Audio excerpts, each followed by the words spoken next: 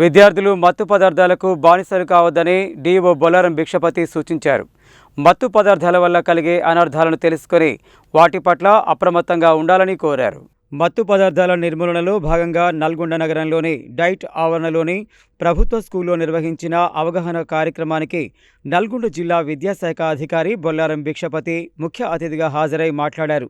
విద్యార్థులు తమ చుట్టుపక్కల ఎవరైనా మత్తు పదార్థాలు సేవిస్తున్నట్లు గమనిస్తే వెంటనే ప్రధానోపాధ్యాయుల ద్వారా స్థానిక పోలీసులకు సమాచారం అందించాలని సూచించారు.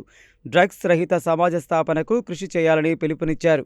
ప్రతి పాఠశాలలో ప్రహరీ క్లబ్లు నిర్వహించాలని, దీనికి అధ్యక్షులుగా పాఠశాల ప్రధానోపాధ్యాయుడు, సభ్యులుగా సీనియర్ ఉపాధ్యాయులు, 6 నుండి 9వ తరగతి వరకు ప్రతి తరగతి నుండి 1 లేదా 2 విద్యార్థులు ఉండాలని సూచించారు.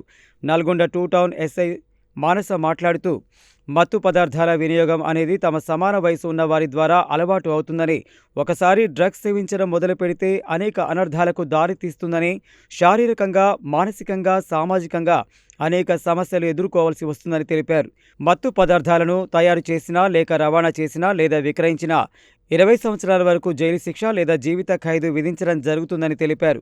విద్యార్థులు మత్తు పదార్థాలకు దూరంగా ఉంటూ చుట్టుపక్కల వారిని మత్తు పదార్థాలు వినియోగించకుండా చూడాలని కోరారు.